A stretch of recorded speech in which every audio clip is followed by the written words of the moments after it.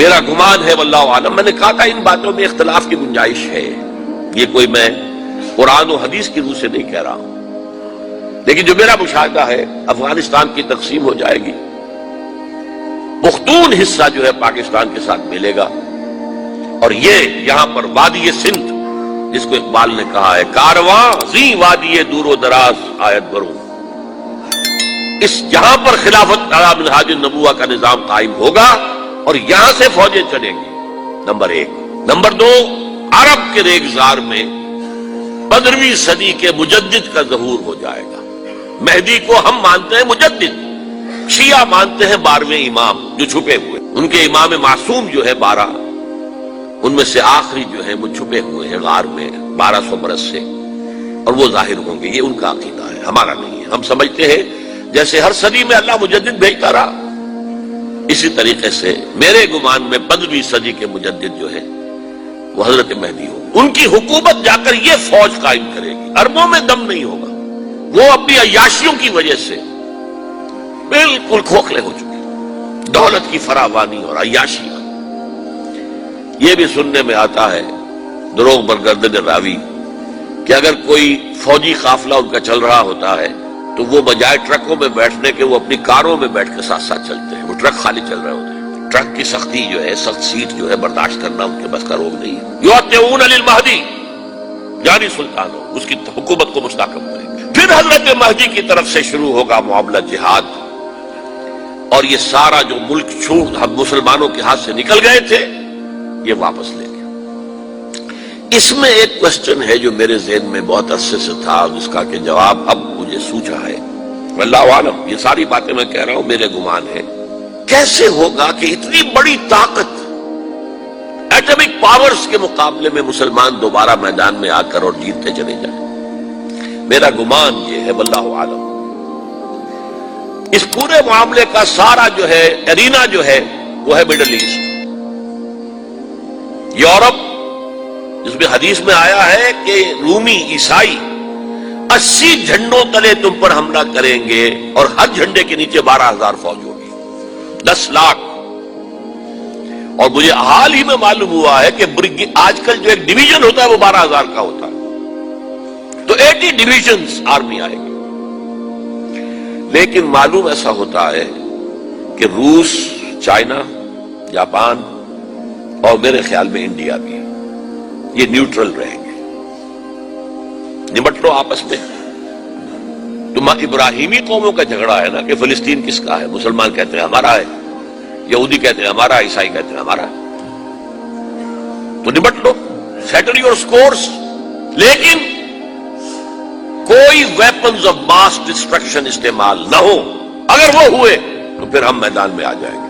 میرا گمان یہ ہے کہ ویپنز آف ماس ڈسٹرکشن استعمال نہیں کر سکیں گی مغربی طاقت، اور پھر جنگ کے اندر مسلمانوں کے ساتھ جیتنا ان کے لیے ممکن نہیں ہے۔ جن کو موت عزیز ہے، منحصر مرنے پہ ہو جس کی امید، نا امیدی اس کی دیکھا چاہیے، اور وہ مرنے کو تیار نہیں ہے۔ وہ تو 40,000 فٹ کی بلندی سے نیزی کٹر پھینک سکتے ہیں، نیچے نہیں آئیں گے۔ اور جب نیچے کچھ اتنے تھے تو جو حشر کیا تھا، تو جو بات کہی تھی رمزفیلڈ نے، ویری ٹینیشیس فائٹرز، یہ افغان والے جو ہیں یہ تو چمٹ جانے والے ہیں، یہ ایسے جنگجو ہیں، ان سے جان چھڑانی مشکل ہے، جن کے لیے موت سب سے بڑی کامیابی ہے۔ شہادت مطلوب و مقصود مومن نہ مال غنیمت میں کشور کشائی، مسلمانوں کا مقابلہ کر سکیں، یہ ہے میرا گمان، واللہ اعلم۔ بہرحال پہلا مرحلہ کسی اجمی ملک میں جو میرے نزدیک پاکستان اور افغانستان پہ مشتمل ہوگا، خلافت کا نظام پہلے آئے گا، پھر یہاں سے فوجیں چلیں گی، حضرت مہدی کی حکومت قائم ہوگی، پھر وہ حضرت مہدی جو ہے وہ جہاد کریں گے، قتال کریں گے، اور اس قتال کے آخری مرحلے پر حضرت عیسیٰ علیہ السلام بھی نازل ہو جائیں گے، اور غالباً ان کے ذریعے سے پھر جتنا الیکٹرانک ان کا حساب کتاب ہے وہ ختم ہو جائے گا۔ حضور نے فرمایا ان کی آنکھوں میں ایسی تاثیر ہوگی، جہاں پر نگاہ جائے گی یہودی پگھل جائے گی۔ کوئی بہت بڑا لیزر ہوگا، اور ظاہر بات ہے کہ ان کے یہ ہتھیار جو ہیں ان کا مقابلہ تو مسلمان نہیں کر سکتے، اور نہ ابھی آپ کو 100 برس بھی یہ سوچ سکتے ہیں کہ کوئی مسلمان ملک اتنی ترقی کر سکتا ہے کہ ان کے مقابلے میں پہنچ جائے ہتھیاروں کے معاملے میں۔ تو یہ اصل میں جو شخص سراپا معجزہ تھا، حضرت عیسیٰ جو ہیں سراپا معجزہ، پیدائش معجزہ، آسمان پر اٹھایا جانا معجزہ، خلق حیات، بنایا مٹی کا پرندہ، پھونک ماری اڑنے لگا، احیاء موتا، مردہ کو کہا اٹھو قم باذن اللہ، اٹھ گیا چلنے لگا، مادرزاد اندھے کے آنکھ پر ہاتھ پھیری اور اس کو آنکھیں اللہ نے دے دی، کوڑی کے جسم پر ہاتھ پھیرا اور کوڑ صاف۔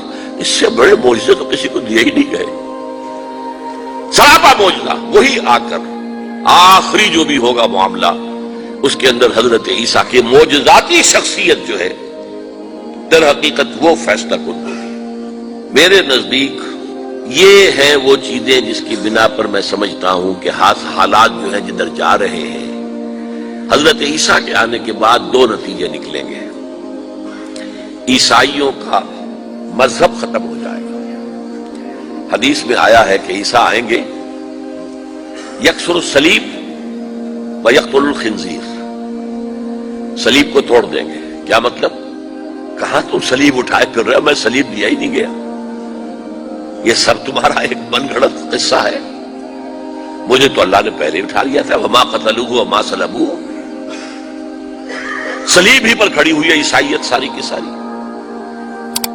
اور خنزیر کو قتل کر دی۔ خنزیر تم نے کیسے حلال کر لیا اپنے لیے؟ کبھی اسلامی شریعت کے اندر موسیٰ کی شریعت میں حرام تھا، وہی موسیٰ کی شریعت میں تمہیں دے کر گیا تھا۔ Don't think I have come to destroy law, یہ لا تم پر نافذ رہے گا۔ گویا کہ عیسائی مذہب ختم ہو کر اسلام میں منتخب ہو جائے گا، یہودی ایک ایک ختم کر دیا جائے گا۔ یہودی کیوں اس انجام کے مستحق ہیں؟ اللہ کا پرانا قاعدہ چلا آ رہا ہے، جس قوم کی طرف کسی رسول کو بھیجا، اگر قوم نے بحیثیت مجموعی رسول کا انکار کیا وہ ہلاک کر دی گئی۔ قوم نوح ہلاک ہوئی یا نہیں؟ قوم ہود، عاد ہلاک ہوئی یا نہیں؟ قوم سمود جن کی طرف حضرت صالح بھیجے گئے، قوم شعیب، عمورہ اور صدوم کی بستیاں، آل فرعون، یہودیوں کی طرف حضرت عیسیٰ کو رسول بنا کر بھیجا گیا تھا، انہوں نے رد کر دیا، محمد رسول اللہ کو رد کر دیا صلی اللہ علیہ وسلم۔ یہ اس سزا کے مستحق ہو چکے ہیں، لیکن وہ سزا ان کا رسول ہی ان کو آ کر دے گا، اسی لیے انہیں اٹھا لیا گیا۔ ایک پوز آ گیا ہے، مستحق تو ہو گئے تھے اسی وقت حضرت عیسیٰ کے زمانے میں کہ ہلاک کر دیے جائیں، لیکن حضرت عیسیٰ کے زمانے میں حضرت عیسیٰ کو اٹھا لیا اور ان کا معاملہ جو ہے وہ ملتوی کر دیا۔ جیسے کسی کو پھانسی کی سزا تو ہو جائے لیکن ابھی ایگزیکیوشن نہیں ہوئی ہے، ایگزیکیوشن جو ہے وہ ڈیفر ہو گئی۔ یہودی ختم، عیسائیت ختم، اور عیسائی سب مسلمانوں کے ساتھ شامل ہو کر ایک ملت واحدہ بن جائے گی۔